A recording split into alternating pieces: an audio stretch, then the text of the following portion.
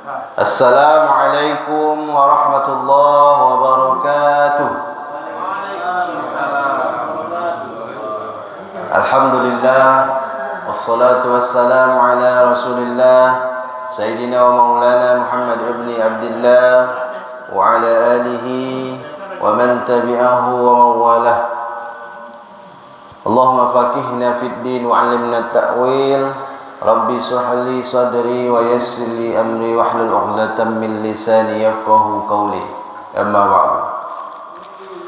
Bapak-bapak jamaah subuh yang dimuliakan Allah Subhanahu wa taala, bersyukur kepada Allah dengan ucapan alhamdulillahirabbil alamin, berselawat kepada baginda Nabi, Allahumma shalli ala sayyidina Muhammad wa ala ali sayyidina Muhammad. Assalamu alayka ya Rasulullah. Man shallal isya fi jama'atin faka'annama qama nisfal laili. Siapa yang salat isya berjamaah sama seperti dia salat setengah malam. Wa man shallas subha fi jama'atin faka'annama shallal laila kullah. Siapa yang salat subuh berjamaah sama seperti dia salat sepanjang malam. Mudah-mudahan kita diberikan istiqamah oleh Allah Subhanahu wa taala. Amin ya rabbal alamin. Kembali kita lanjutkan kajian Arba'in Imam An-Nawawi. Hari ini kita sudah masuk ke hadis yang ketiga. Buka bukunya. Hadis yang ketiga. An Abi Abdurrahman Abdullah ibni Umar bin Khattab. An Abi Abdurrahman, nama kunyahnya Abu Abdurrahman, Abdullah ibni Umar ibn al-Khattab radhiyallahu anhuma. Abdullah bin Umar bin Khattab radhiyallahu anhuma. Kenapa radhiyallahu anhuma? Karena dia diridhoi Allah dan ayahnya juga diridhoi Allah. Abdullah bin Umar bin Khattab, anak Umar bin Khattab. Hadis yang kedua, hadis yang kedua itu riwayat Umar bin Khattab. Yang ketiga ini riwayat anaknya Abdullah bin Umar. Jadi disebut radhiyallahu anhuma. Kalau radhiyallahu anhu, dia laki-laki. Radhiyallahu anha, dia perempuan. Aisyah radhiyallahu anha. Berapa kata ganti dalam bahasa Arab? Huwa, huma, hum, hiya, huma, hunna, anta, antuma, antum, anti, antuma, antunna, ana, nahnu. 14 kata ganti dalam bahasa Arab. Kalau bahasa Inggris, I, you, we, they, he, she. 6 cuma. Kalau bahasa Indonesia, aku, kamu, dia, kita, mereka. 5. Bahasa Arab tadi 14. Makanya dari MDA belajar bahasa Arab, MTS belajar bahasa Arab, Aliyah belajar bahasa Arab, kuliah pun ada bahasa Arab, tak pandai-pandai bahasa Arab. Rumit bahasa Arab itu. Kata gantinya 14. Makanya kalau yang mau dimasukkan ke pesantren anak-anak kita, kalau banyak anak-anak kita itu pilih yang paling pintar yang masuk pesantren. Karena susah. Jangan yang paling bodoh masuk pesantren. Konslet nanti otaknya sampai di pesantren. Ini mana yang paling nakal, yang tak mau belajar, itu pula yang diantar ke pesantren. Jadi para sahabat itu di ujung namanya kita sebutkan radhiyallahu anhu. Allah meridhoi mereka. Anhuma Pak Anhuma. Anhuma mereka berdua. Kalau bertiga? Hum. Anhum mereka. Makanya doa itu Allahumma firlahu, ya Allah ampunilah dosanya laki-laki. Allahumma firlaha, ampuni dosanya perempuan. Allahumma fir lahuma, ampuni dosa dia dua orang. Allahumma fir lahum, ampuni dosa mereka. Jadi kalau kita ngirim doa itu banyak orangnya, pakainya Allahumma fir lahum. Tak perlu lagi kita pakai Allahumma fir lahu, Allahumma fir laha, langsung saja Allahumma fir lahum. Sudah masuk semua. Sudah masuk situ. Laki-laki, perempuan, nah tuh mereka itu.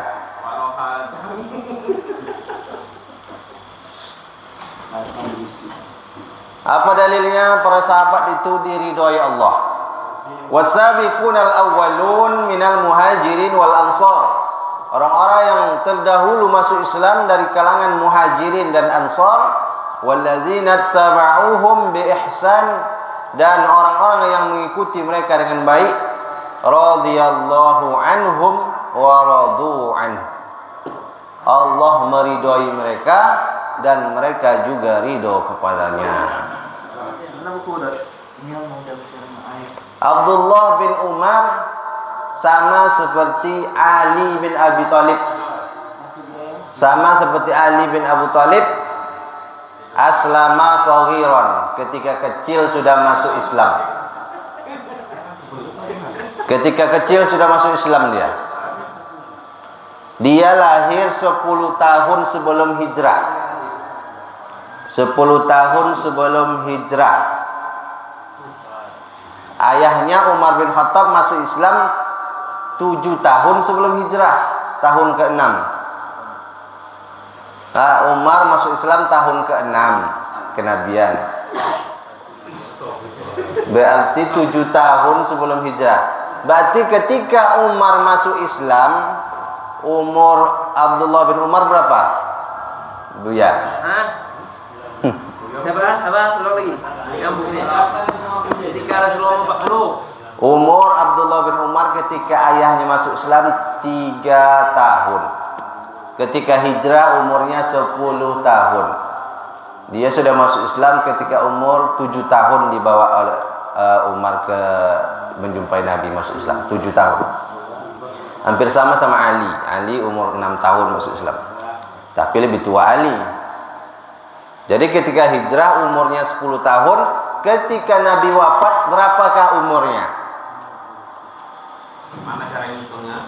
Ketika hijrah umurnya 10 tahun. Ketika Nabi wafat berapakah umur Abdullah bin Umar? 33. Di Madinah 10 tahun. Berarti 20 tahun lah, 20 tahun. Ketika hijrah umurnya 10 tahun. Nabi di Madinah 10 tahun. 10 tambah 10. 20 tahun umurnya ketika Nabi wafat. Masih muda. Jadi jangan kita bayangkan sahabat-sahabat itu tua semua. Rambut putih, jenggot putih, pakai tongkat. Enggak, banyak yang muda-muda, umur 20 tahunan. Siapa kawan-kawan sebayanya? Abdullah bin Abbas, Abdullah bin Zubair, Abdullah bin Amr bin As. 4 orang ini, termasuk Abdullah bin Umar, biasanya disebut Al-Ubadalah Al-Arba'ah. 4 Abdullah. Kalau dalam ilmu hadis, biasanya tidak disebutkan namanya, tapi disebut Ibnu Umar, Ibnu Abbas, Ibnu Zubair, Ibnu Ammar bin As. Nah, tidak disebut Abdullahnya, tapi langsung Ibnu Umar, Ibnu Abbas. Itu artinya yang masuk 4 Abdullah ini. Ada satu yang disebut Abdullah, Abdullah bin Mas'ud. Nah, ini beda, ini lebih senior. Abdullah bin Mas'ud yang memenggal kepala Abu Jahal ketika perang Badar. Kalau Abdullah bin Umar usianya ketika perang Badar 13 tahun. Mau ikut perang Badar tapi tidak dikasih izin oleh Nabi waktu itu.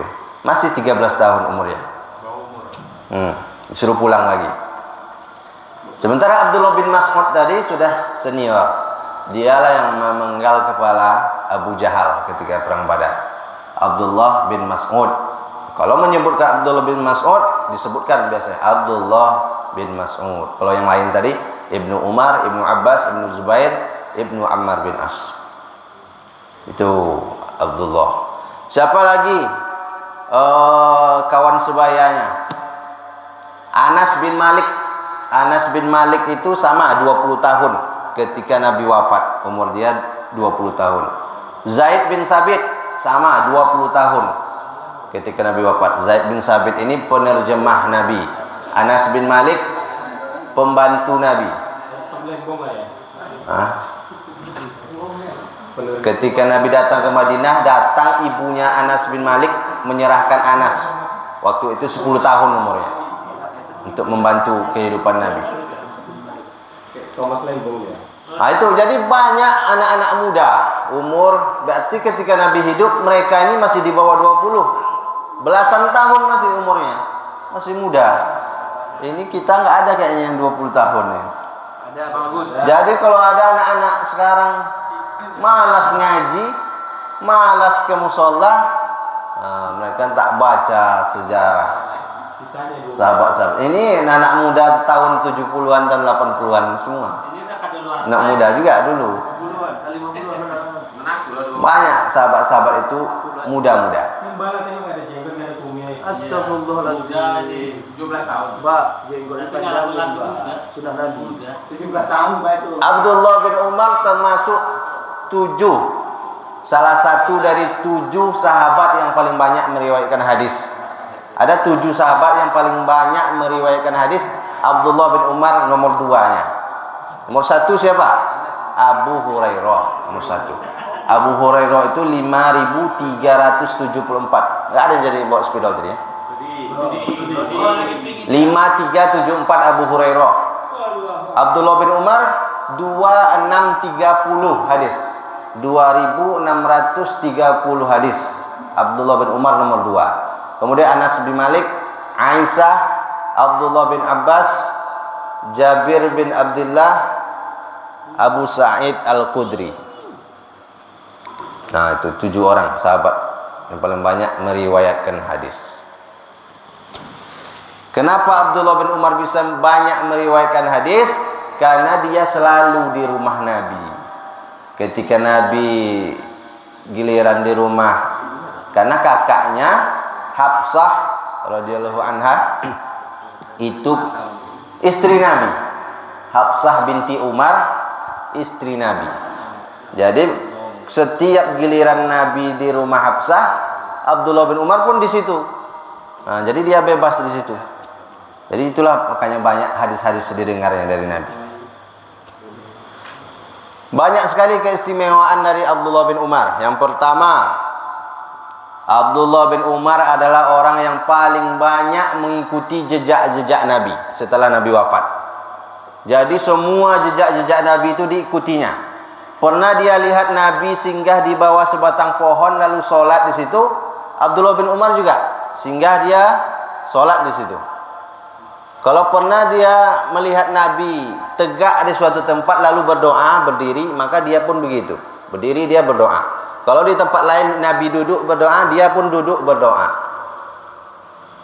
Bahkan dia tidak lupa ketika Nabi mau berhenti berputar dulu ontanya 2 kali. Baru turun dan sholat, dia pun begitu. Berputar dia 2 kali, turun lalu sholat. Jadi dia melakukan persis seperti yang dilakukan oleh Nabi. Jadi semua jejak-jejak Nabi itu diikutinya, diulangnya. Pohon tempat sholat tadi disiramnya terus, biar bisa terus hidup pohonnya dan dia bisa terus sholat di situ setiap lewat. Saking cintanya dia kepada Nabi. Ini yang menceritakan ini Aisyah radhiyallahu anha. Bukan kakaknya, tapi Aisyah yang menceritakannya. Kalau dia pulang dari perjalanan jauh, pulang dia dari perjalanan dagang, dia tidak langsung pulang ke rumah, tapi langsung ke makam Rasulullah. Begitu pulang dia langsung ke makam Rasul dulu. Assalamualaikum ya Rasulullah. Assalamualaikum ya Abu Bakar. Assalamualaikum ya Abata. Begitu saking cintanya Abdullah bin Umar kepada Rasulullah sallallahu alaihi wasallam. Keistimewaan yang kedua, dia orang yang zuhud dan dermawan. Zuhud meninggalkan kecintaan kepada dunia karena mengharapkan balasan di akhirat nanti. Zuhud dan dermawan ini beriringan nih sifatnya. Sama dia, zuhud dan dermawan. Bagaimana kedermawanan Abdullah bin Umar? Dia banyak membebaskan budak. Sampai 1000 budak dia bebaskan. 1000 budak dia merdekakan. Hamba sahaya. Kalau harga budak itu harga unta 30 juta, budak lebih mahal lagi dari unta. 50 juta lah anggap. 50 kali 1000 50 miliar. Sedekah Abdullah bin Umar 50 miliar. Datang orang sekarang ngasih 5.000 perak, minta pula masuk surga bersama Abdullah bin Umar. Wa adkhulal jannata ma'al abrar. Masukkan kami bersama orang-orang yang soleh dulu. Contoh kedermawanan yang lain. Ayyub bin Wa'il pernah bercerita, suatu kali Ibnu Umar ini mendapat kiriman 4.000 dirham. Satu dirham 4.200 kali 4.000 sekitar 16 juta 800. Dapat kiriman uang dia dan sehelai baju dingin. Lalu pada hari berikutnya nampak oleh Ayyub tadi Abdullah bin Umar pergi ke pasar membeli makanan untuk hewan tunggangannya, ngutang, tidak dibayar lunas. Jadi heran Ayyub tadi, dia baru dapat kiriman duit kemarin 16 juta 800 kalau uang kita sekarang. Kok bisa berhutang bayar beli makanan tunggangan hewan tadi? Datanglah si Ayyub tadi menjumpai keluarganya, bertanya, penasaran dia. Ibnu Umar kan baru dapat apa kemarin? Kiriman uang sekian. Kok bisa dia masih berhutang waktu ke pasar? Kata keluarganya, tak sampai sehari duit itu habis dibagikannya. Kata keluarganya. Lalu baju dingin tadi letakkan di pundaknya, pergi dia, pulang tak ada lagi. Udah dikasih ke seorang miskin. Begitu salah satu contoh kedermawanannya. Dia tidak mikirkan besok untuk apa, besok bagaimana beli beras. Pokoknya yang dapat hari ini langsung dibagikannya semua. Dia bukan orang miskin. Abdullah bin Umar ini orang kaya. Dia ikut perang pembebasan Syam, Irak, Persia, Mesir, Azerbaijan, dan mendapat banyak ghanimah. Itulah tadi hamba sahaya budak-budak yang dimerdekakan sampai 1000 itu. Asal dapat budak dia merdekakan. Dapat harta ghanimah, dan juga dia seorang pedagang yang sukses. Jadi bukan dia miskin melarat.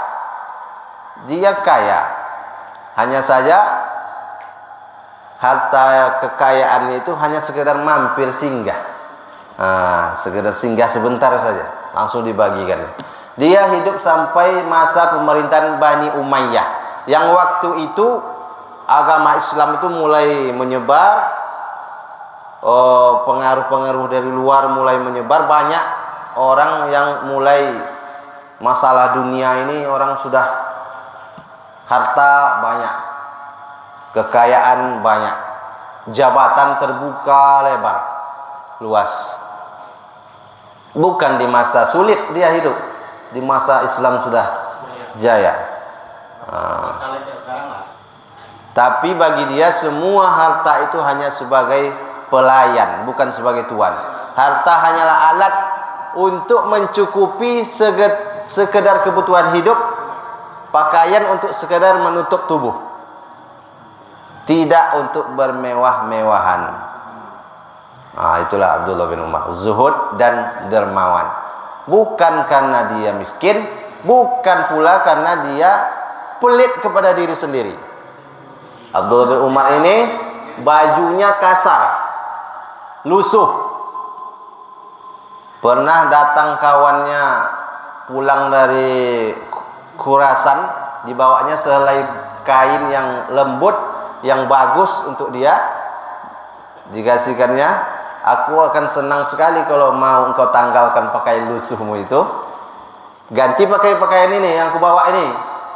Tak mau dia. Aku tak mau terlihat mewah, kata dia. Aku takut dicap sombong oleh Allah. Banyak orang ini. Orang kita ada juga kadang pakai yang lusuh, tapi bukan karena zuhud, karena pelit sama diri sendiri. Tapi Abdullah bin Umar tidak seperti itu.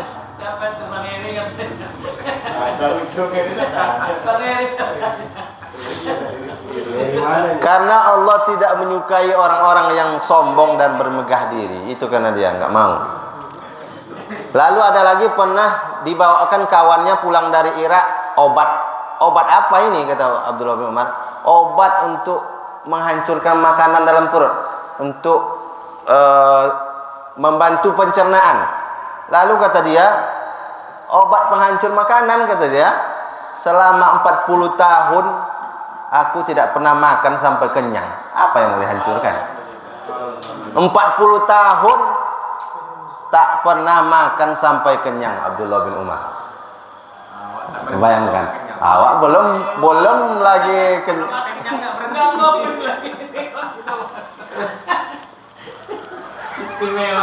Sungkem, masya Allah. Maimun bin Mahran pernah masuk ke rumahnya. Maimun bin Mahran masuk ke rumahnya bertamu.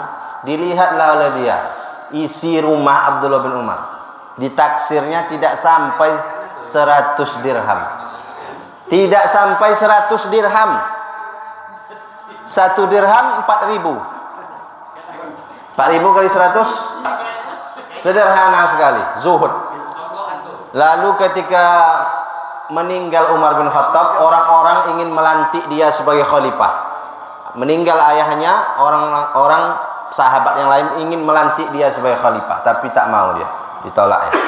Ketika masa Utsman, diangkat dia oleh Utsman, ingin diminta oleh Utsman supaya dia menjadi hakim agung, qadi namanya. Jabatan kedua yang paling tinggi setelah khalifah, qadi namanya, hakim agung. Tapi dia tolak juga. Ketika Utsman meninggal dunia, sahabat yang lain ingin mengangkat dia lagi sebagai khalifah, tapi tetap dia tolak.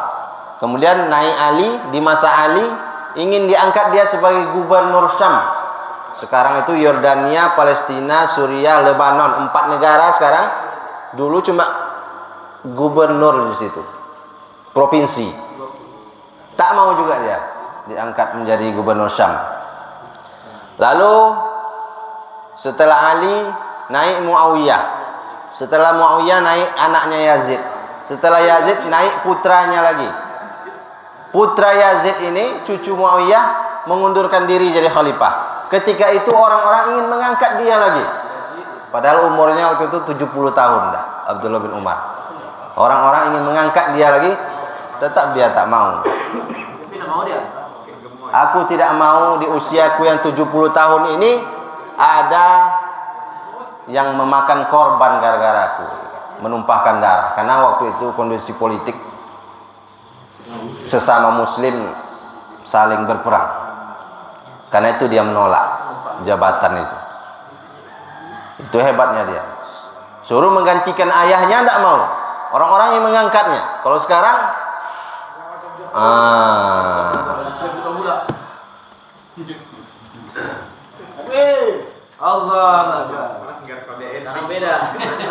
dia ini juga berilmu, alim, termasuk salah satu sahabat yang banyak berfatwa. Kalau musim haji, maka banyak orang-orang datang ke dia minta fatwa, bertanya. Dia berdua sama Abdullah bin Abbas. Bedanya dengan Abdullah bin Abbas, Kalau Abdullah bin Abbas semua yang bertanya itu dijawabnya. Tapi kalau Abdullah bin Umar lebih banyak tidak dijawab daripada dijawabnya.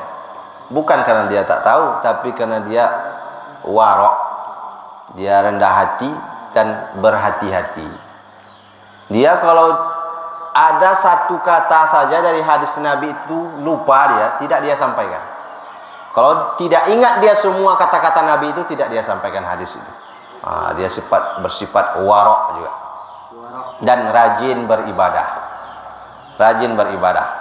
Suatu kali Nabi bersabda, "Ni'mar rajulu Abdullah law kana yusalli minal lail." Sebaik-baik hamba adalah Abdullah. Ini Nabi bersabda menceritakan ini kepada Hafsah, kakaknya. Sebaik-baik hamba adalah Abdullah, syaratnya lau kana yusalli minal lail, kalau dia salat malam, tahajud. Waktu itu Abdullah bin Umar masih remaja. Kan ketika Nabi wafat umurnya 20. Ini Nabi masih hidup. Berarti masih 15 ke atas. Semenjak dia mendengar hadis ini, tak pernah dia meninggalkan sholat tahajud sampai dia wafat. Coba bayangkan berapa tahun itu. Dan dia wafat pada tahun 73 Hijriah. 73 ditambah 10 umurnya ketika hijrah, berarti 83 tahun. Bayangkan berapa tahun tak pernah tinggal sholat tahajud. Kalau sempat dari 15 tahun saja sampai 83, 70 tahun.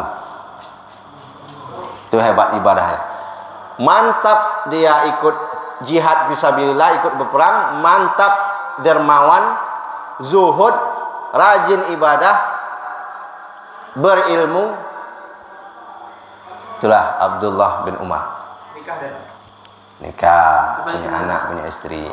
Makanya tadi dipanggil Abu Abdurrahman. Berarti nama anaknya Abdurrahman. Nah, sekarang baru masuk ke hadisnya. Sami'tu Rasulullah sallallahu alaihi wasallam.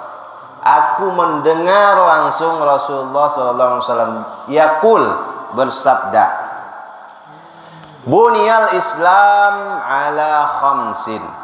Bunia artinya pondasi, bangunan, pondasi. Pondasi Islam itu ala khamsin, 5 dasar, 5 perkara.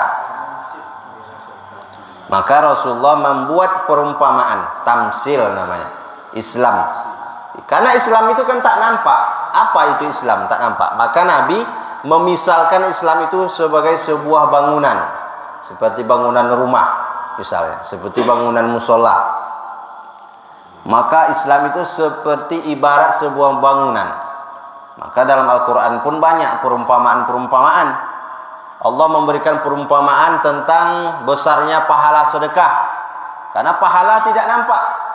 Kalau kita bertanya, kalau saya bersedekah berapa pahalanya? Banyaklah. Kalau sekedar banyak jawabannya tak puas kita. Sebanyak apa? Maka perumpamaan, diumpamakan. Masalul ladzina yunfikuna amwalahum, perumpamaan orang-orang yang menginfakkan harta mereka fi sabilillah, kama salihabbah, seperti satu biji ambatat sab'a sanabil, yang menumbuhkan 7 cabang.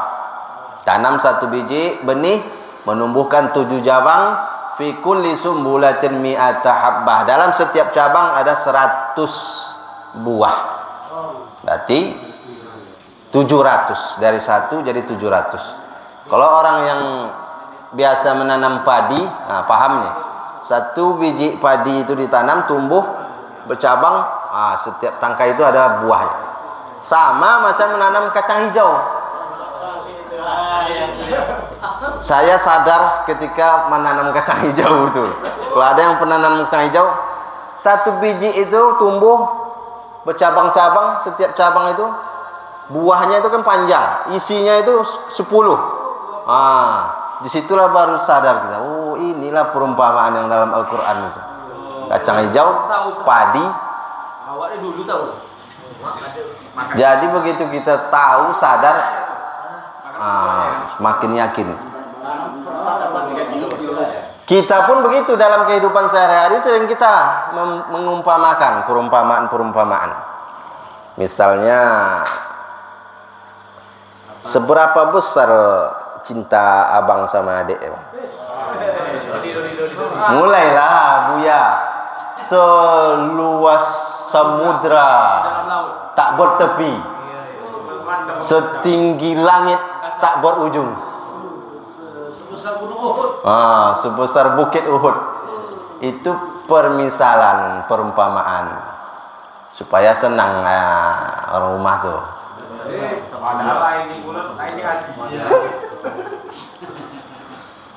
Itu. Jadi pemisalan Islam itu ibarat sebuah bangunan. Pondasinya yang pertama syahadatu an la ilaha illallah wa anna muhammadan rasulullah. Syahadat, bersaksi. Syahadat itu artinya kemarin sudah kita jelaskan juga. Artinya maknanya pengakuan secara lisan. Syahadah,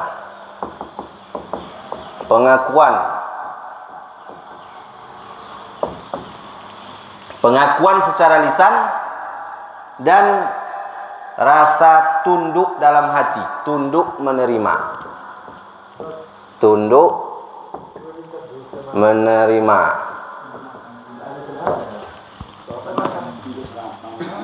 Jadi kita, pengakuan kita dalam hati kita bahwa la ilaha illallah Muhammadan Rasulullah, tak ada Tuhan yang berhak disembah kecuali Allah, dan Muhammad adalah Rasulullah.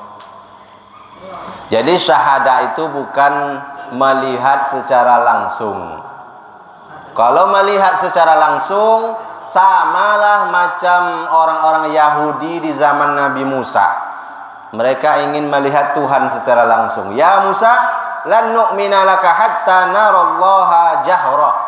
Wahai Musa, kami tidak akan beriman sebelum kami melihat Tuhan itu nyata. Itu orang Yahudi zaman Nabi Musa. Ya Musa, aj'al lana ilahan kama lahum alihah. Buatkan kami Tuhan seperti Tuhan mereka. Ketika mereka lewat itu, ada suatu kampung yang masih menyembah berhala. Maka buatkan kami Tuhan macam Tuhan mereka, ya Musa. Dari dulu sampai sekarang orang-orang cenderung ingin Tuhan itu nampak secara nyata. Sampailah sekarang, makanya dibuatkan patung. Tangannya 6, ada bentuk ular, ada bentuk macam-macam, ada tombaknya, senjata Tuhan.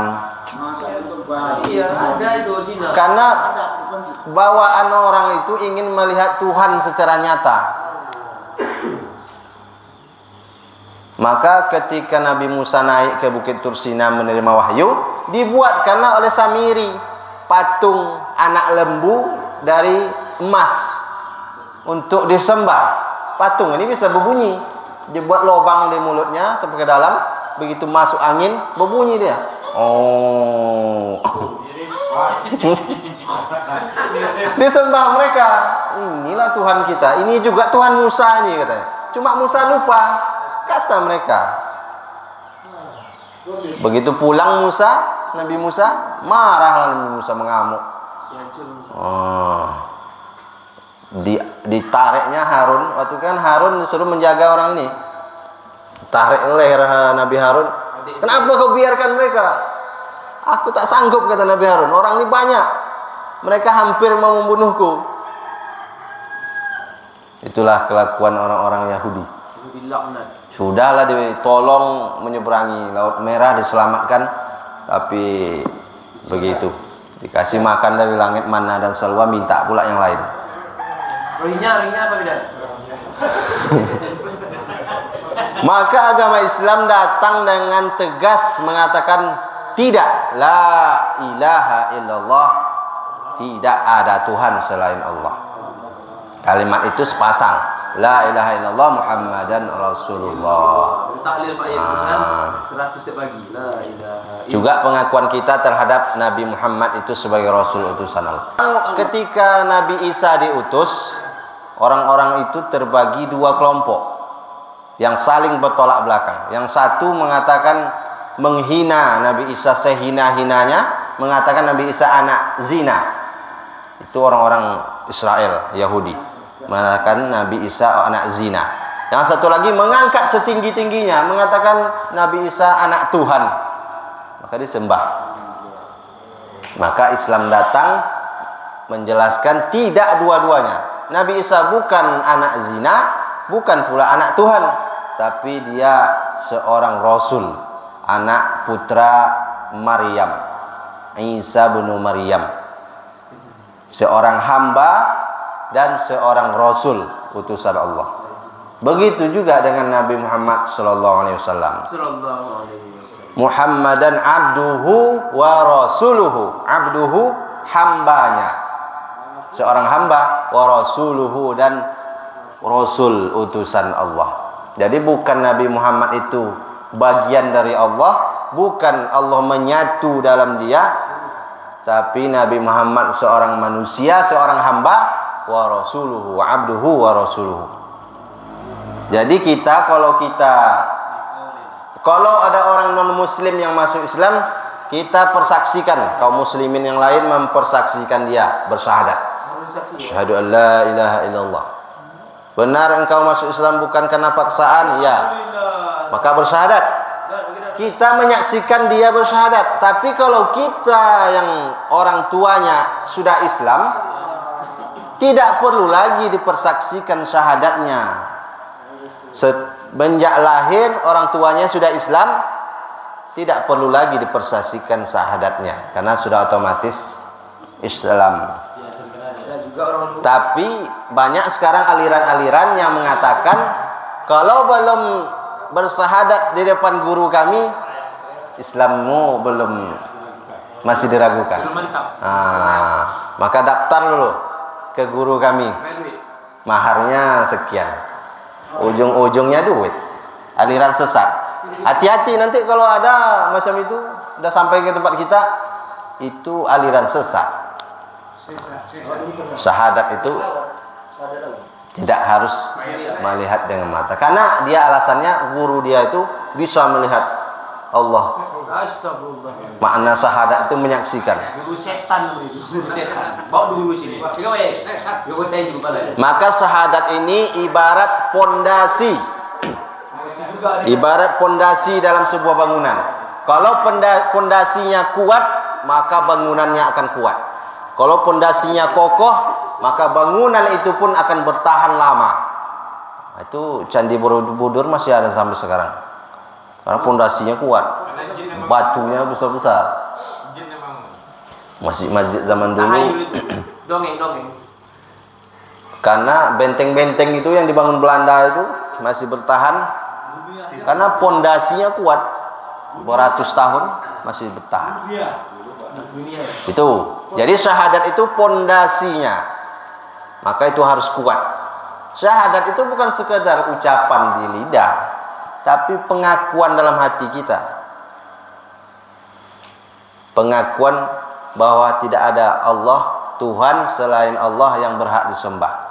Maka begitu panggilan Allah itu datang, ya datang kita. Muter-muter baut. Kalau tak datang berarti syahadat itu belum masuk ke hati. Sekedar tulisan.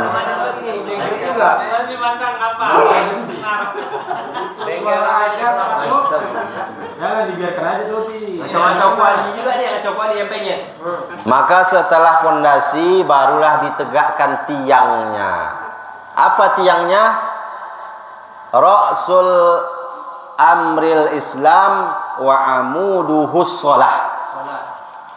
Inti segala perkara adalah Islam. Inti segala perkara adalah Islam dan tiangnya adalah salat.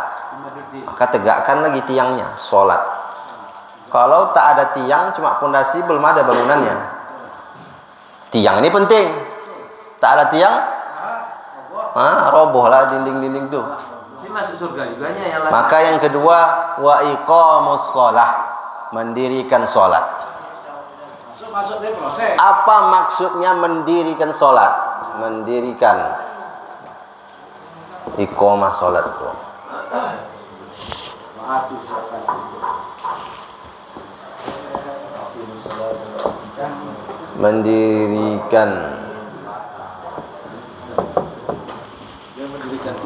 Mendirikan itu maksudnya satu, menjaga waktu. Sholat tepat waktu berarti berjamaah.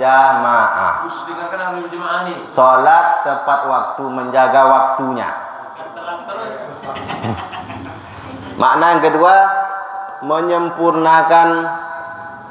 menyempurnakan syarat dan rukun-rukunnya. Harus sempurna syarat dan rukunnya. Lalu menjaga sunnahnya. Sunnah-sunnahnya juga dikerjakan. Jangan cuma rukunnya saja.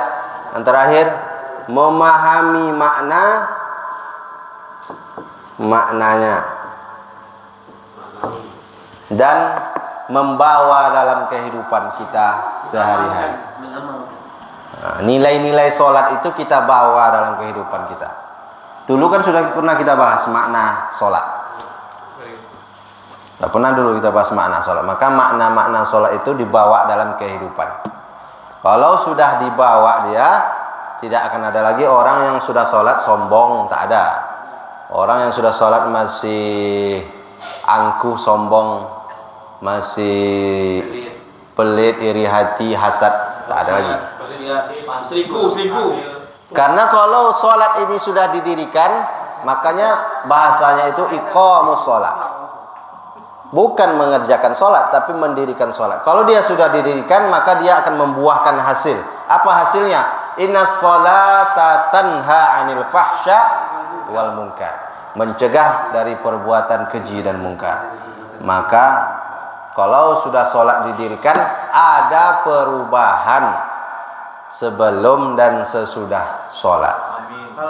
Sesudah rajin ke musola, ada perubahannya. Kalau tak ada perubahannya, berarti masih sekadar melaksanakan sholat untuk menggugurkan kewajiban, belum lagi mendirikan sholat. Perubahan itu contohnya, ya itu tadi. Kalau cewek pacaran sholat kita membawa selingkuh, teh telur, itu ya. Kalau dulu sebelum sholat tak pernah ngajak orang minum teh telur kan. Nanti sesudah sholat rajin bersedekah, kan sedekah itu tidak menghilangkan pelit, sombong, angkuh. Iya. Sholat ini mulai diwajibkan ketika malam Isra Mi'raj, ketika Nabi naik ke langit ke-7, situlah menerima perintah sholat. Di situ pula kita melihat pentingnya perintah sholat. Kalau perintah yang lain itu cuma dikirim melalui Jibril, wahyu diperintahkan melalui Jibril. Tapi untuk sholat khusus Allah yang memanggil langsung Nabi Muhammad ke langit ke-7, Sidratul Muntaha. Inda Sidratil Muntaha, berjumpa dengan Allah, menerima perintah sholat. Tapi sayangnya masih banyak juga orang Islam yang sudah bersyahadat tak mau juga sholat. Sholat tapi melalaikan. Fawailul lil musallin, celakalah orang yang sholat yang melalaikan sholat. Allazina hum an sholatihim sahun, yang lalai dengan sholatnya. Allazina hum yura'un, yang riya dengan sholatnya. Sedangkan masih sholat saja belum tentu selamat, apalagi kalau tak sholat. Orang yang tak sholat ini, kata ulama, diperselisihkan keislamannya. Menurut Imam Hambali, yang tak sholat kafir. Dalilnya, al-ahdul lazi bainana wa bainahum as-sholah. Perjanjian yang mengikat antara kita dengan mereka maksudnya orang-orang kafir, adalah sholat. Faman tarakaha faqad kafara. maka kalau siapa yang meninggalkannya, kafirlah dia. Hadis Nabi, hadis riwayat Imam Tirmizi. Hadis yang lain, bainar rajuli wa baiнаsyirki wal kufri, pembeda antara seorang yang kufur, seorang yang syirik, tarkus shalah, meninggalkan salat. Itulah pembedanya. Hadis riwayat Imam Muslim sahih. Dari situlah dalilnya Imam Hambali, orang yang tidak sholat berarti kafir. Tapi kalau dalam mazhab Syafi'i tak sampai kafir, tapi termasuk orang yang fasik.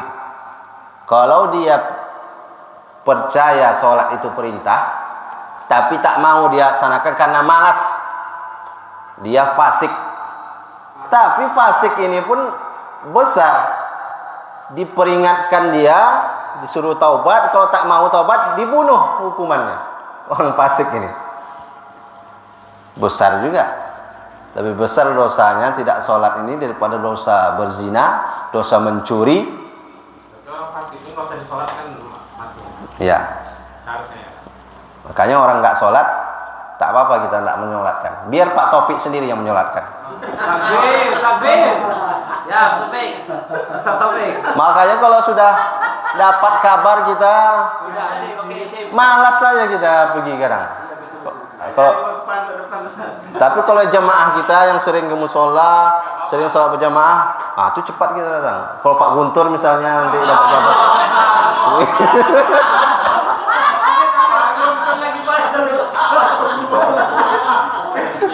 Biar nggak ngantuk Pak Guntur. Kalau nak percaya coba lah ya kan. Iya ya betul. Contohlah.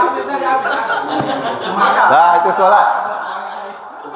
Maka yang belum masih meninggalkan sholat jangan tinggalkan lagi sholat.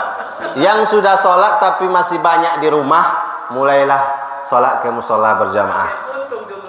Yang masih ada keluarganya yang belum sholat, kalau masih ada keluarga yang belum sholat, wa'mur ahlaka bis sholat, maka perintahkanlah keluargamu untuk sholat, wastabir alaiha, dan sabar dalam mengajak mereka itu sabar.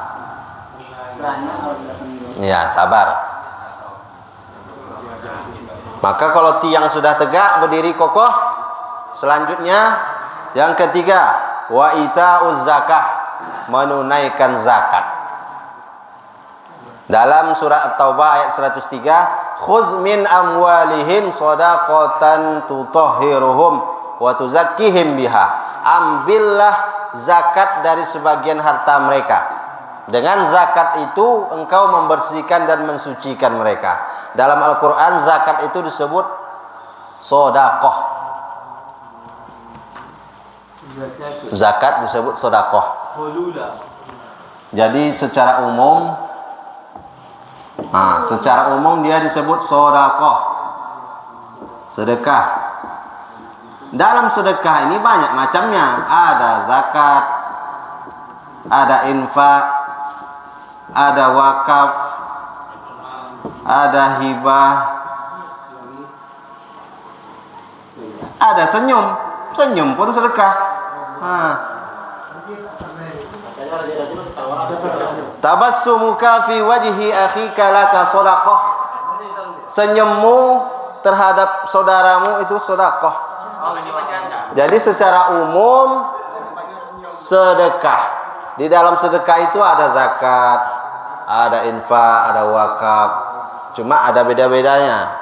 Kalau wakaf itu biasanya barang, tanah, rumah. Hibah itu pemberian, bisa apa saja, hadiah. Infak itu duit biasanya, uang. Zakat pun banyak macam. Wakaf itu enggak uang. Wakaf enggak, wakaf itu barang, aset biasanya. Wakafkan satu buah supra. Tuh, jadi kalau disebutkan sedekah dalam Al-Qur'an itu sering bermakna zakat. Hasil kok diwakafkan. Dalam ayat yang lain wa aqimus shalah wa atuz zakah. Sering digandengkan ini. Salat, zakat, salat, zakat. Wah, berapa banyak dalam Al-Qur'an? Salat, zakat digandengkan. Zakat ini berhubungan dengan harta, zakat mal, harta. Ada lagi zakat fitrah nanti di bulan Ramadan. Insya Allah besok kita buat pengajian khusus tentang zakat. Kita undang langsung dari Basnas Kabupaten. Kupas tuntas tentang zakat. Kita tanyalah semua di situ nanti. Di masjid kita buat nanti. 3 jam. Setengah jam menyampaikan, Ustadz yang menyampaikan, 1 jam tanya jawab kita. Kita bikin seperti dialog. Nah, macam di TV-TV itu. Di masjid. Setengah jam. Insyaallah di masjid. Nanti kita ajukan. Kalau tak mau masjid baru di sini. Takbir. Allah. Sebelum Ramadan. Insyaallah sebelum Ramadan. Sebelum Ramadan. Memang karena masih banyak kita ini pemahaman tentang zakat ini masih kurang.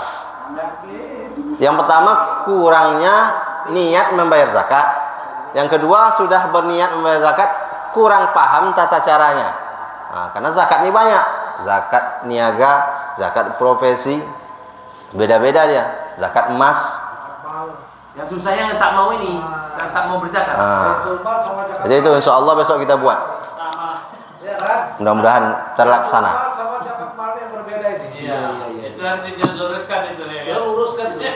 Jadi zakat ini yang pertama tujuannya dalam rangka bersyukur kepada Allah. Zakat, sedekah itu dalam rangka kita bersyukur kepada Allah. Karena kalau mau kita hitung-hitung nikmat Allah dalam tubuh kita, sehat saja. Kalau sempat sakit salah satu anggota badan kita, tiba-tiba lutut ini tak mau tegak, tak bisa berdiri.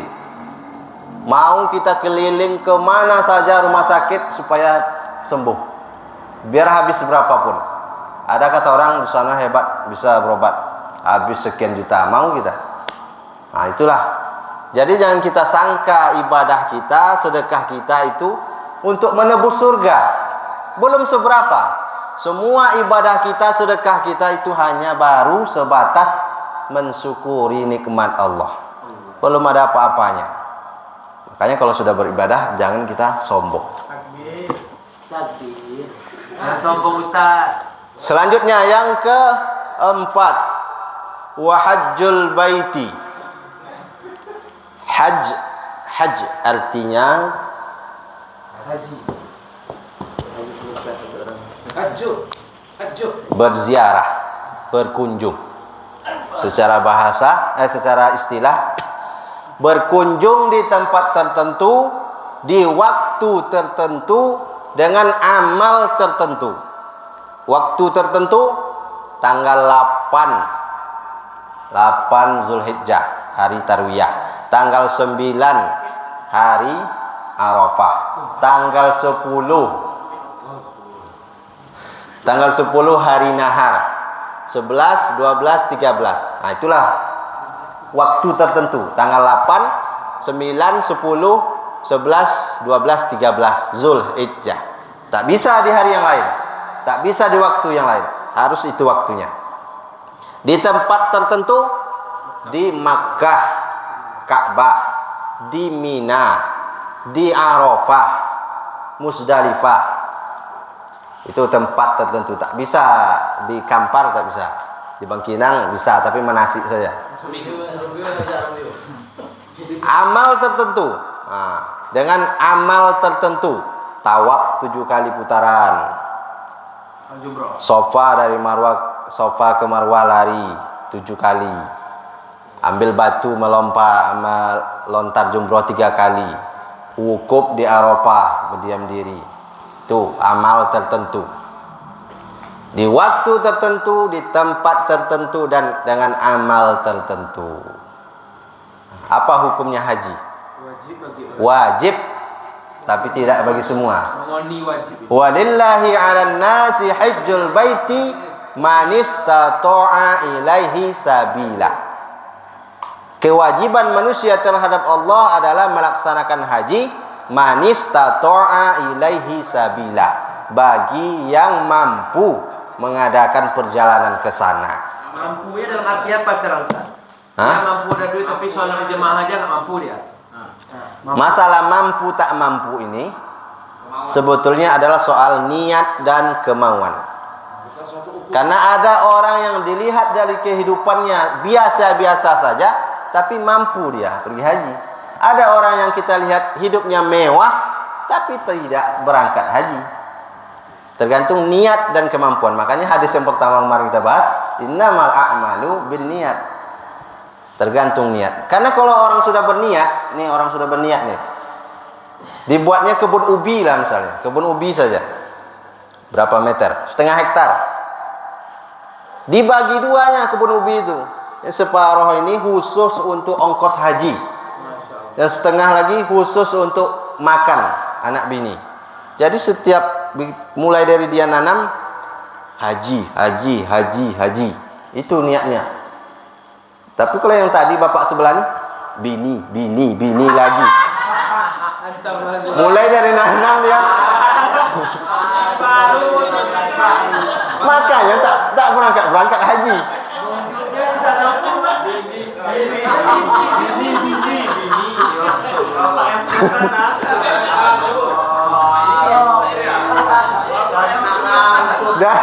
Jadi setiap ke kebun itu, setiap datang ke kebun membersihkan kebunnya, niatnya itu. Ini haji, haji ini untuk haji. Nah, ini baru untuk makan. Satu lagi ini untuk bini, bini baru. Tambah satu lagi, tambah satu lagi. Video. Jadi itu masalah niat dan kemauan keras. Makanya banyak orang yang biasa-biasa saja bisa haji karena niatnya dari awal begitu. Kalau dia mampu tapi dia nggak berangkat, dosa atau Ya dosa. Karena wajib bagi yang mampu. Tapi kalau seandainya sholatnya aja nggak Nah, makanya tadi dari awal pondasinya dulu, baru tiangnya, baru haji ini ibarat kalau kita mau pergi kemana-mana, dia tak wajib ada. Cuma kalau dia lebih duit kita, itu baru ada. Aksesoris, jam tangan, cincin, kalung, gelang, untuk memperindah. Hanya bagi yang mampu. Kalau yang tak mampu, tak usah pakai apa-apa. Lahir dan batin. Ada namanya duit belum haji. Jemaah tak ada, nih haji yang karena ada duit. Itu perumpamaan haji ini dalam sebuah bangunan itu aksesoris tambahan. Kalau yang zakat tadi itu ibarat cahaya penerang dalam sebuah bangunan itu, penerang. Maka orang yang berzakat, bersedekah bagi yang masih hidup, bagi yang sudah meninggal menjadi penerang dalam kuburnya. Bagi yang masih hidup menjadi penerang hati dan jiwanya. Tenang dia. Takbir. Karena dia didoakan terus oleh orang lain. Begitu bersedekah, berzakat, dia didoakan oleh orang lain. Makanya Buya setiap ngutip semoga barokah, Jazakallah khairan katsiran. Itu mantapnya, terima kasih. Apa tadi? Diulang tadi. Hah? Yang mana? Tadi yang bini. Dari sekian banyak Pak ya gitu. Itu mantap. Pahala haji. Apa pahala haji? Balasan untuk mengerjakan haji ini, wal hajjul mabrur laisa lahu jazaa'u illal jannah. Balasan untuk haji mabrur adalah surga. Tidak ada balasannya kecuali surga. Mabrur ya. Mabrur. Sama apa lagi? Israel terus. Terakhir wasaumu Ramadan. Puasa Ramadan. Puasa ini sebagai apa? As-siyamu junnah. Puasa itu adalah perisai. Perisai, tameng. Kalau dalam bangunan itu, kalau yang di bawah namanya lantai, junnah, lantai, perisai. Kalau di samping dinding. Kalau di atas atap. Itulah puasa. Maka lengkaplah bangunan tadi. Ada pondasinya, ada tiangnya, ada dindingnya, ada atapnya, ada cahaya yang menerangi, dan ada aksesoris-aksesoris. Tapi apakah cukup sampai itu saja? Tidak. Bini lagi. 5 ini hanyalah pilar-pilar dasar. Kalau ibarat rumah baru sekedar tegak payung. Bisa kita berteduh situ, bisa. Tidur situ bisa. Cuma belum ideal untuk ditinggali bersama keluarga. Furnitur. Masih banyak yang lain. Belum ada lemarinya, belum ada tempat tidurnya, dapurnya belum ada, kompornya. maka masih banyak yang lain dalam Islam. Amar ma'ruf nahi mungkar, wa tawassaw bil haqq wa tawassaw bis sabr, saling nasihat menasihati, mengajak kawan ngaji, mengajak orang sholat berjamaah. Ada lagi berbakti kepada orang tua, bertanggung jawab terhadap keluarga, anak istri, memuliakan istri. Ya. Istri sendiri. Masih banyak yang lain ajaran-ajaran dalam Islam ini. Menjalin hubungan dengan sesama manusia, itu yang paling penting. Jadi tak cukup hanya sudah sholat, sudah puasa, sudah zakat, sudah haji, selesai semua. Tak ada lagi peduli dengan kiri kanan tetangga. Bukan seperti itu. Islam itu, jadi Islam sama seperti ini. Yang besarnya ini Islam. Dalamnya tadi ada rukunnya, rukun Islam. Rukun Islam itu termasuk Islam, tapi Islam bukan hanya yang 5, masih banyak lagi yang lain.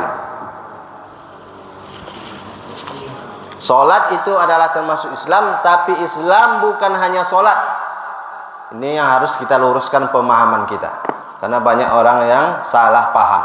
Kalau sudah mengerjakannya 5 ini selesai, tidak, masih banyak yang lain. Hubungan sesama manusia dengan tetangga, dengan masyarakat, termasuklah ajaran Islam juga. Terakhir, masalah susunan. Dalam hadis ini susunannya beda dengan yang biasa kita pelajari. Ini puasa terakhir. Maka itu karena yang menyusun rukun Islam 5 itu ulama dalam akidah itu mengambilnya bukan dari hadis ini, tapi dari hadis yang kemarin, hadis yang kedua kemarin. Kalau hadis yang kedua kemarin coba lihat situ, susunannya sama. Puasa dulu baru haji terakhir. Hanya perbedaan penyusunan saja, bukan perbedaan yang furu'iyah cuma. Sampai situ dulu kajian hadis arba'in kita. Mudah-mudahan bermanfaat. Besok kita sambung hadis yang keempat. Tak terasa sudah hadis ketiga mau masuk ke hadis keempat. Oke, bertanya.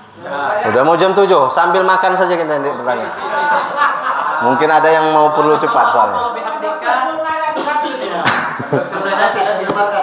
Iya, karena tuh udah mau jam 7. Mudah-mudahan bermanfaat dan kita tutup dengan doa kafaratul majlis. Subhanakallahumma wa bihamdika asyhadu an la ilaha illa anta astaghfiruka wa atubu ilaik. Wabillahi taufiq wal hidayah. Assalamualaikum warahmatullahi wabarakatuh. Waalaikumsalam.